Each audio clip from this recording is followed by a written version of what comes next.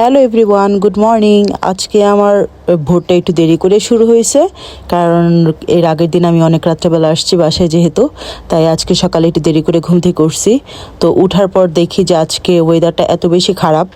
খারাপ বলতে হচ্ছে এই জায়গা, মানে এখানকার লোকজন আর কি এটাকে খারাপ বলে, যদি পাহাড় মেঘ সুন্দর করে দেখা না যায়, কুয়াশা যদি সব কিছু ভরা থাকে, তাহলে ওরা এই ওয়েদারটাকে খারাপ বলে।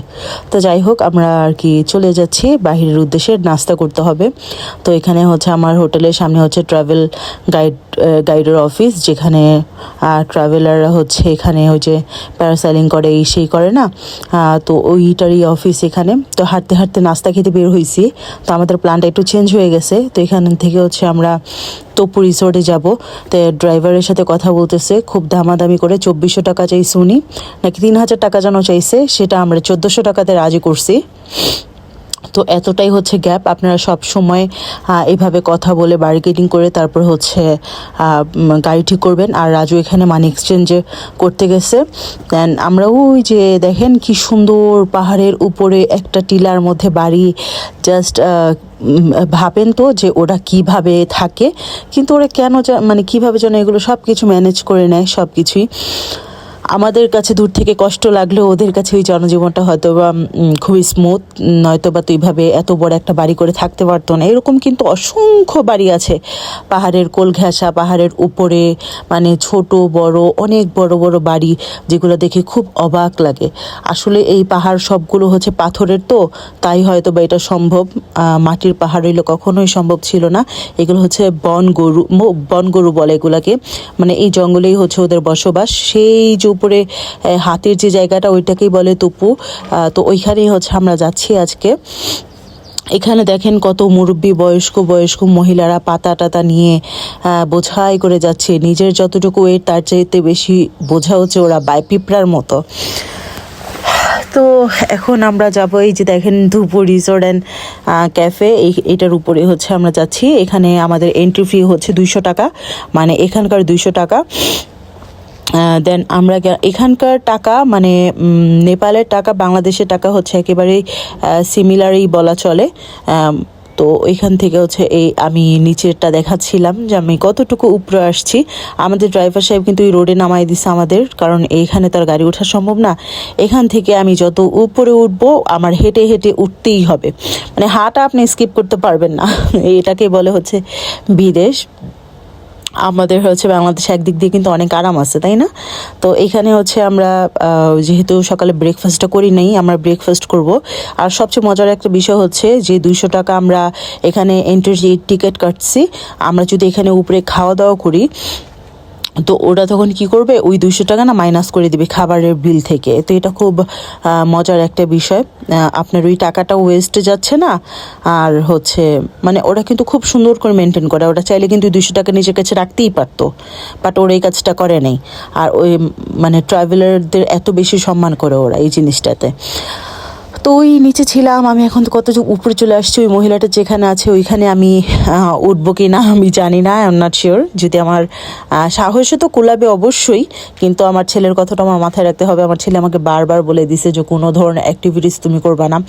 আর এই তো আমাদের মজার মজার খাবার যেগুলো আমরা মানে অর্ডার দিছিলাম, সেগুলো আমাদের কাছে চলে আসছে। ফ্রাইড রাইসটা অনেক বেশি মজা ছিল, অনেক অনেক মজা ছিল, অনেক ফ্লেভারফুল ছিল। আর হচ্ছে এখানে বাফ মোমো নিয়েছি, তারপরে থুপকা নিছি। তো প্রত্যেকটা খাবারই খুব, আর এরকম একটা ওয়েদারে আপনি বসে বসে জাস্ট চিন্তা করেন যে কি মজা। প্রত্যেকটা খাবারের স্বাদ আরও ডাবল হয়ে গেছিলো। এমনি তো খাবারগুলো খুব বেশি গরম, মানে এক্সট্রা হট ছিল, এর মধ্যে এরকম একটু ওয়েদারে বসে বসে খাচ্ছিলাম, আরও বেশি মজা লাগতেছিল। তারপর আজকে আর কি মোটামুটি প্ল্যান আছে। তো কালকে হচ্ছে এর চাইতে বেশি আমাদের অনেক অনেক দূরে যেতে হবে। আর হচ্ছে কালকে প্ল্যান আছে হচ্ছে আমরা সানরাইজ দেখতে যাব। সব কিছু আপনাদের সাথে আমি শেয়ার করব। তাই আজকে একটু ঘরে মোটামুটি আর্লি ফিরবো, 9টা-10টার মধ্যে ফিরবো। এর আগের মতো 3টা-4টা বাজে ফিরবো না। তো এই আর কি, এখানে আমরা খাওয়া দাওয়া করলাম, অনেক ভালো টাইম স্পেন্ড করলাম। মনটা হচ্ছে একেবারে শান্তি হয়ে গেছে। সত্যি কথা, এরকম একটা ওয়েদার, এরকম একটা ভিউ, আপনারা হচ্ছে নেপালে আসতে হবে কেন জানেন? শুধুমাত্র ওদের ভিউয়ের জন্য, নট শপিং। এই যে থাইল্যান্ডে চিন্তা করেন, প্রচুর শপিং, প্রচুর ক্লাবিং। যারা কিনা এরকম ড্রিঙ্কস ক্লাবিং এগুলো করতে পছন্দ করে তারা হচ্ছে থাইল্যান্ডে মাস্ট বি যাবেই যাবে। কিন্তু এই নেপালে হচ্ছে আপনাকে টানবে সৌন্দর্য, এক একটা স্পট, ট্যুরিস্ট স্পট, এগুলো হচ্ছে আপনাকে আকর্ষণ করবে। আমরা যে এই 4-5টা দিন যে কাটালাম কিভাবে আমরা নিজেরাও বলতে পারি না। আমরা দেখতে দেখতে এক এক দিন এক এক জায়গায় যাচ্ছি, এক একটা খাবার এনজয় করছি, আমাদের টাইম চলে যাচ্ছে। আর নর্মালি যে দুবাই গিয়েছি আমরা, খেয়েছি আর ঘুরেছি, এরকম আর কি। এক একটা দেশ এক এক রকম, কিন্তু এটা হচ্ছে চোখের সৌন্দর্য। এখানে আমি দেখতেছি না কোনো শপিং কোনো কিছু, শুধু আপনার মনও মুগ্ধ করবে এত সুন্দর সুন্দর পরিবেশ। এখানে আমি খুব সুন্দর সুন্দর ছবি তুলে নিচ্ছিলাম, ভিডিও করে নিচ্ছিলাম। তো এখানে হচ্ছে আমরা এটার উপর উঠবো আমি আর রাজু। এখানে হচ্ছে আমাদেরকে খুব সেফটি নিয়ে বেল্ট টেল পরিয়ে, ওদের কিন্তু নিচেও খুব জালি টালি নেট দেওয়া আছে যেন টুরিস্টদের সেফটির জন্য। তারপরে এখানে আমরা হচ্ছে ওরা এক্সট্রা বেল্ট দেয় যেন বাই এনি চান্স কোনো ধরনের কোনো প্রবলেম না হয়। এক্সট্রা রশি দেয়, রোপ দিয়ে আপনাকে আটকায় দিবে। খুব অন্যরকম একটা ওরা সেফটি মেনটেন করে। তো এই পর্যন্ত হচ্ছে এখনো পর্যন্ত নজিরে কারো অ্যাক্সিডেন্ট হয়েছে এটা শোনা যায় নাই। তো আলহামদুলিল্লাহ খুব ভালো এনজয় করছি। আর এটাতে ওঠার পর মনে হচ্ছে পুরোটা দুনিয়া আমার হচ্ছে নিচে। ওই যে দেখেন ছোট ছোট গাড়ি, ওইখানে হচ্ছে যে কোনো একটা আমাদের গাড়ি হবে। তার থেকে অনেক উপরে আমি চলে আসছি। এখানে এত মানে ভাল লাগতেছিল, মানে হঠাৎ করে না নিচের ঘরে বাড়িগুলো দেখা যায়, আবার হঠাৎ করে কোথায় যেন মেঘের রাজ্যে হারায় যায়। এত ভালো লাগতেছে, এত সুন্দর মেঘ, মানে ওই কি বলবো আসলে, এই সৌন্দর্য না মুখে বলে এক্সপ্লেন করার মতো না। এটা হচ্ছে এতটাই সুন্দর। আর নিচে দেখলাম ছোট্ট একটা রিসর্ট বানিয়েছে, ওইটাও হচ্ছে খুব সুন্দর। ওই যা দেখেন আমার পিছনে নিচে একটা ছোট্ট ঘর, ওই এরিয়াতেও হয়তো বা কখনো আসলে দেখবো যে কিছু একটা হয়ে গেছে। আরও রিজিক যদি ইনশাল্লাহ একটু বড় হয় 2-4 বছর পর আবার ওদেরকে আমি নিয়ে আসবো, কারণ এত সুন্দর জায়গা। আমি চাই আমার ছেলেরা সত্যি এই জিনিসটা দেখুক। ইনশাল্লাহ আমি আসবো। রিজিকটা এখন অনেকটাই ছোট, রিজিক একটু বড় হলে আমি ওদের 2 ভাইকে নিয়ে আবার আসবো, ওর বাবা, আমি আর আমার 2 ছেলে। ইনশাল্লাহ ইনশাল্লাহ। ওই যে দেখেন আমার পিছনে উপরে যে মেঘটা, মনে হচ্ছে যে ওইটা একটা পাহাড়, অথবা আমার কাছে ও আসতে চাচ্ছে কিন্তু পারছে না, এরকম একটা জিনিস মনে হয় কি রং তুলি দিয়ে আল্লাহ তাআলা আর্ট করে রাখছে। সত্যি কথা এত বেশি ভাল লাগে।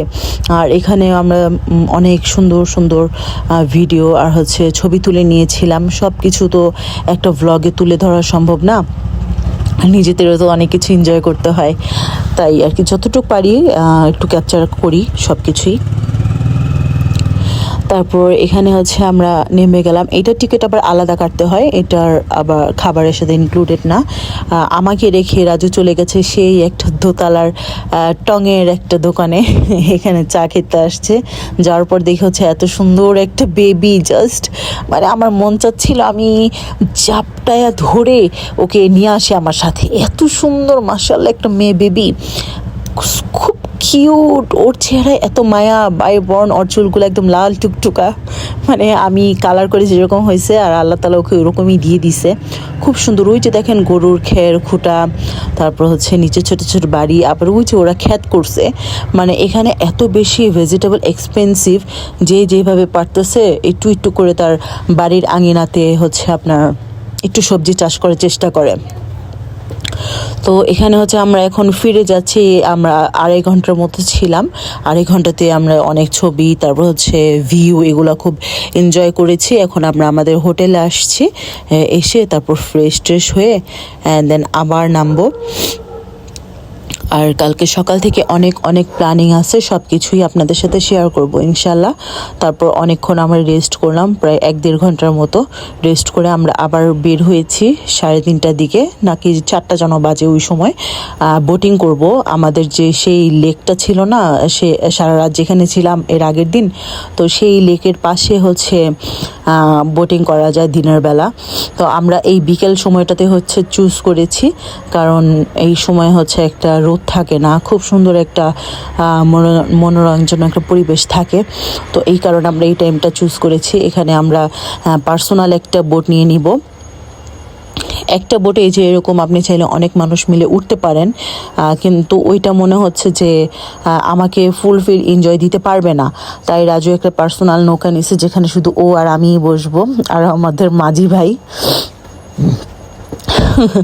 তো চতুর্পাশে হচ্ছে এত ঠান্ডা, আমি জ্যাকেটটা রেখে দিতে চাইছিলাম লকারে, তখন রাজু বলতেছে যে পানির মধ্যে যাচ্ছ, প্রচুর ঠান্ডা লাগবে, পরে নাও। সত্যি কথা, মানে এটা পরে আমার যে কী উপকার হয়েছে। দেন আমি ওই জ্যাকেটটা পরে নিলাম।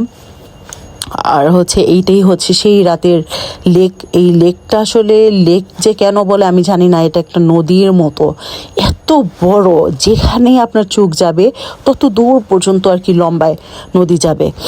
আর এটার তো যে এর আগে যে আমরা কাঠমান্ডু থেকে পোখরাতে আসছি, সেই যে শাখা ইয়েটা ছিল লেকটা, সেটার পানি হচ্ছে এখানে এসে জমা হয়েছে। ওইখানে কি যেন কিছু গাছ আল্লাহ তাআলা আর্ট করে রাখছে, সাদা সাদা, আমার কাছে ভাল লাগলো, এই জন্য আমি নিলাম।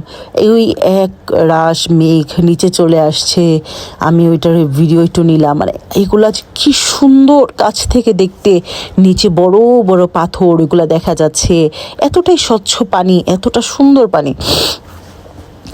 মালদ্বীপের পানি তো অন্যরকম, এই পানিটাও হচ্ছে অন্যরকম একটা কালার, গ্রিনারি, বাট খুব বেশি ক্লিন, নিট অ্যান্ড ক্লিন।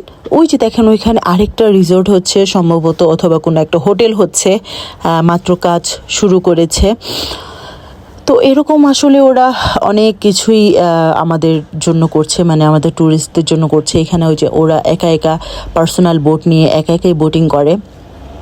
আমাদের বাবা এত সাহস নেই। এখানে একটা মন্দির ছিল, সেই মন্দিরে আমি যাইনি। এখানে একটা আন্টি নিজেই নৌকা ভাড়া নিয়ে নিজেই চালাচ্ছে, এরকম আসলে করা পসিবল, কিন্তু যেহেতু আমরা বোটিং করতে পারি না, তাই আমাদের মাঝি ভাইকে লাগছে। তো এখানে হচ্ছে আমরা 900 টাকা দিয়েছিলাম 1 ঘন্টার জন্য। 1 ঘন্টা বোটিং করলে এভাবে আমাদের মতো যদি বোটিং, ওইগুলোর কত আমি জানি না, কিন্তু আমি যেভাবে নিয়েছি পার্সোনাল নৌকা, এটা হচ্ছে 900 টাকা লেগেছিল। আর এটা হচ্ছে রাজু একটা বাইক রেন্ট নিয়ে নিয়েছে। এখান থেকে যত দূর পারে সে যাবে, মানে আমি ওকে কি কোনোভাবেই থামাতে পারছিলাম। আমাকে বলতেছে যে এত সুন্দর রাস্তা দেখে কি থামানো, মানে নিজেকে কন্ট্রোল করা যায় বলো, এত স্মুথ রোড, এত সুন্দর। বাসায় কিন্তু তাকে আমি তালতলা অবধিও নিতে পারি না বাইক দিয়ে, মানে তাকে রিকোয়েস্ট করতে করতে আমি অনেক ব্যর্থ হয়ে যাই। কিন্তু এখানে আমি না বলতেছি, সে ইচ্ছা মতো চালাচ্ছে পাহাড়ের রোড টোড দিয়ে। আমি জাস্ট খুব ভয় পাচ্ছিলাম। দেখেন আমরা ট্যুরিস্ট, এখানে বেড়াতে আসছি, এখানে আমি চাচ্ছিলাম না কোনো ধরনের ঝামেলা হোক। আলহামদুলিল্লাহ কোনো ধরনের কোনো প্রবলেমই হয়নি। তারপরও হচ্ছে আমি একটু ভয় পাচ্ছিলাম। তারপর এই দিক থেকে আমরা অনেক দূর কোন একটা পাহাড়ের উপর যে চলে আসছি আমরা নিজেরাও জানি না। দেন ওইখান থেকে যাওয়ার পরে দেখি অনেক কনস্ট্রাকশনের কাজ চলতেছে। দেন ওইখান থেকে মানে ঘুরে তারপর আমরা আবার আরেক সাইডে চলে গেছি। এখানে আমরা কিছুক্ষণ থেমেছিলাম, একটু চাটা খেয়েছি। দেন আবার কি আমরা ব্যাক করেছি। এই যে এটা হচ্ছে ফেরার সময় হচ্ছে মাত্র আমরা এসে দেখি যে মানে 15 মিনিট হয়েছে। তখন বলে যে দেখো এত সুন্দর রাস্তা, আমরা হচ্ছে মাত্র 15 মিনিটে এত দূর আসছি, এখন আমি বাকি সময়টা কি করব? আমি কি মানে বসে বসে আমার 1000 টাকা আমি দিয়ে দিব? এই বাইকটা 1000 টাকার লাগছে এইখানকার টাকার। ওই যে বললাম যে এখানকার টাকার বাংলাদেশের টাকা একেবারে সিমিলার। তো 1000 টাকার মধ্যে হচ্ছে আমি 1 ঘন্টা পেয়েছি। তো 1 ঘন্টা হচ্ছে অনেক সময়। আমি ফার্স্টে ভাবছি কি 1 ঘন্টা 1000 টাকা, এটা কিভাবে মানে সম্ভব? 1 ঘন্টা তো চোখের পলকেই চলে যায়। এত সুন্দর রোড ঘাট, তখন মনে হলো যে না, সময়ই যাচ্ছে না। তারপর সেই লেকের পাড়ে আমরা একটু হাঁটতে হাঁটতে চলে আসছি। ওই যে এখানে আবার রোড সাইড যে বারবিকিউগুলো হয়, আজকে চিন্তা করেছি যে এখান থেকে আর কি ডিনারটা করব। এখানে সব কিছুই পাওয়া যায়, ফিশ বারবিকিউ। আমাদের জন্য যে বারবিকিউগুলো হচ্ছিল সেগুলো একটু আমি ভিডিও করে নিলাম। বাফ শিক নিয়েছি, চিকেন নিয়েছি, চিকেন রান নিয়েছি, লেগ আর কি। তারপর হচ্ছে এগুলো আমরা একটু পরপর হচ্ছে আমাদের খাওয়া দাওয়া। আসলে একটা দেশে ঘুরতে আসছি, যদি এইগুলার ওদের ট্রেডিশনাল খাবার দাবারই হচ্ছে আমি টেস্ট না করি, তাহলে আমি আসলে কিসের ট্যুরিস্ট হলাম, তাই না? তো এই জন্য হচ্ছে আমরা শপিং টপিং সবার পরে আগে হচ্ছে ওদের ভিউ, ওদের হচ্ছে খাওয়া দাওয়া, ওদের ট্রেডিশন, ওদের লোকাল মানুষ কিভাবে চলাচল করে, কিভাবে কি পরে না করে, এগুলো হচ্ছে সব কিছু আগে আমরা খুব মন দিয়ে এগুলো দেখি, এগুলো জানি। তারপর হচ্ছে সব কিছু আরেকটা দোকানের পাশের দোকানে আবার আসছি যে মোমো খেতে হবে। আমরা চাচ্ছিলাম কি মোমোর উপর থেকে আমাদের একটা অভক্তি আসুক, কিন্তু একেবারেই আসতেছে না, কি করব। এই জিলাপিটা দেখে খুব খেতে ইচ্ছা করলো, তারপর একটা জিলাপি খেয়েছি। এটা একটা ইন্ডিয়ান দোকান ছিল, আর এটা হচ্ছে ওদের একটা ওদের দেশের একটা লোকাল দোকান। এখান থেকে আবার আমরা কিছু খাবার অর্ডার করে নিছি। তখন বাজে হচ্ছে রাত্র 9টার মতো। এইটা কি ছিল আমি জানি না, কিন্তু খাবারটা খুবই টেস্টফুল ছিল। এখানে আরেকটা বাফ মোমো নিয়েছি, আর হচ্ছে থুকপা নিয়েছি। থুকপাটা খেয়ে অনেক বেশি ভালো লাগছে, খুব টেস্টফুল। মানে এক এক দোকানেটা হচ্ছে এক এক রকমের সুন্দর। এখানে আমরা রাতে যদি লেট নাইটে একটু ক্ষুধা লাগে, যেহেতু আজকে তাড়াতাড়ি হোটেলে যাব, তাই একটা রাইস নিয়েছিলাম, ফ্রাইড রাইস। তারপর ওইটা খেয়েই আমাদের রাতটা শেষ করেছি। কালকে থেকে সুন্দর সুন্দর ব্লগ আসবে, আপনারা সবাই ওয়েট করবেন।